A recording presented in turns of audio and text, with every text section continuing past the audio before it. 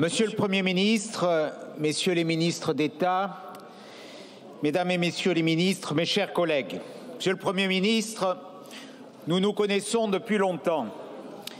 Des moments politiques nous ont reliés, comme votre soutien à Édouard Balladur, votre combat contre l'erreur historique de la création de l'UMP, mais peut-être plus encore vos alertes sur la dette, votre attachement à l'histoire de France et au territoire de notre nation.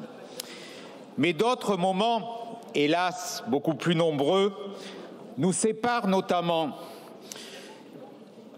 votre soutien déterminant dans la victoire de François Hollande en 2012 et surtout dans celle d'Emmanuel Macron en 2017, à chaque fois contre la droite et surtout à chaque fois contre la France. Par là même, vous portez une responsabilité écrasante et lourde dans le bilan de leur échec et dans le déclin accéléré de notre nation. Après 13 ans de hollandisme et de son fils spirituel macroniste, le bilan est en effet terrifiant. La dette publique atteint 3 300 milliards d'euros, 118% du PIB. Les taux d'intérêt s'envolent. La signature de la France se dégrade de façon affolante. Les déficits dépassent allègrement les 6%. L'économie française entre en récession. Les faillites et les plans sociaux explosent et le chômage repart. La France emprunte plus cher que la Grèce et elle aura emprunté cette année 340 milliards d'euros. Elle emprunte plus cher que l'Espagne, le Portugal, l'Allemagne, naturellement, presque un point d'écart.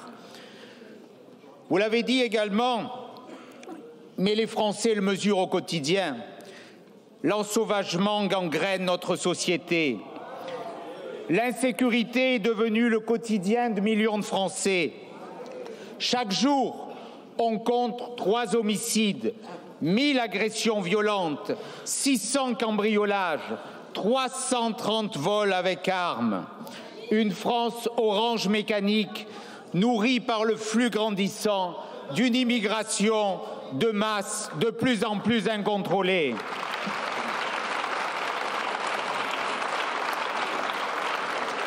3,5 millions d'étrangers sont entrés légalement sur notre territoire depuis l'élection d'Emmanuel Macron.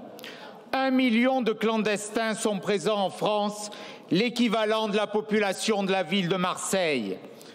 Pendant ce temps, mes chers collègues, l'Algérie, selon les mots mêmes du ministre de l'Intérieur, nous humilie en emprisonnant Boualem Sansal, auquel nous devons penser aujourd'hui, et en refusant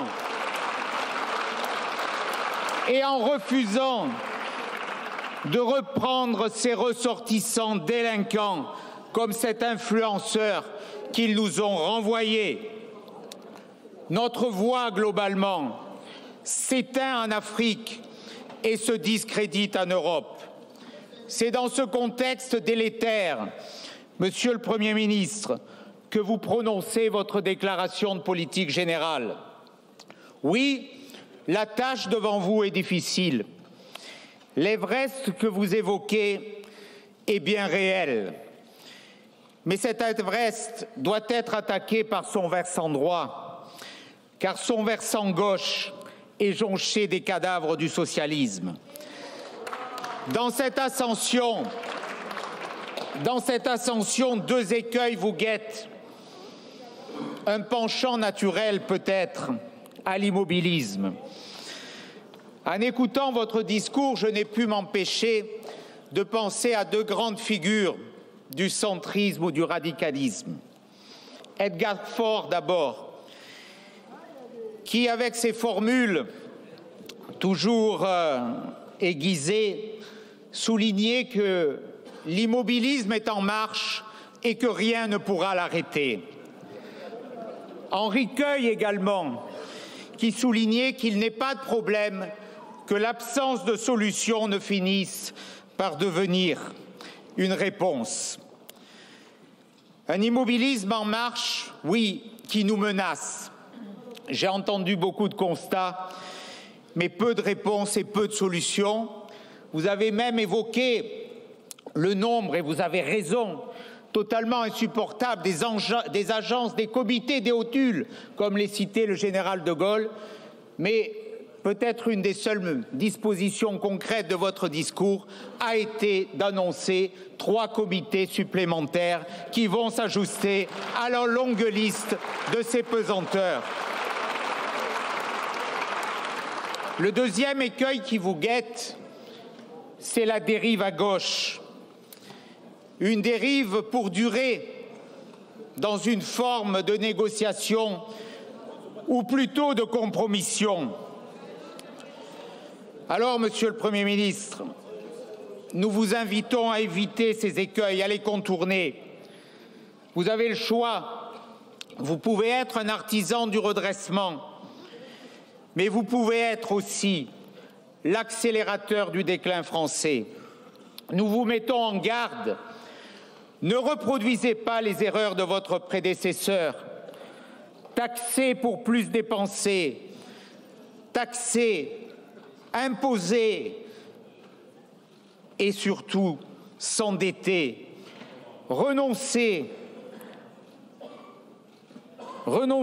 à couper dans les 1 600 milliards de dépenses publiques fut une erreur tragique du précédent budget. C'est pour cela que nous l'avons censuré. Or, nous redoutons aujourd'hui que vous choisissiez de tremper le « en même temps » dans l'acide du socialisme. Ce compromis malheureux et ces alliances contre nature ne feront qu'aggraver le mal. Cotiser à nouveau aux erreurs historiques de la gauche ne pourra qu'accélérer le naufrage français. Vos alliés issus de la droite dans cette coalition des contraires, je l'espère, ne pourront décemment, mes chers collègues LR, être les complices et les otages de cette situation. À l'UDR, nous avons toujours été clairs. Il est impossible de guérir le mal français en adhérant aux vieilles lunes de la gauche ou en communiant aux valeurs du macronisme agonisant. Renoncez aux pistes budgétaires les plus délétères. N'augmentez pas les impôts sur les sociétés alors que les défaillances d'entreprises augmentent de façon préoccupante. Renoncez à taxer le patrimoine et la réussite.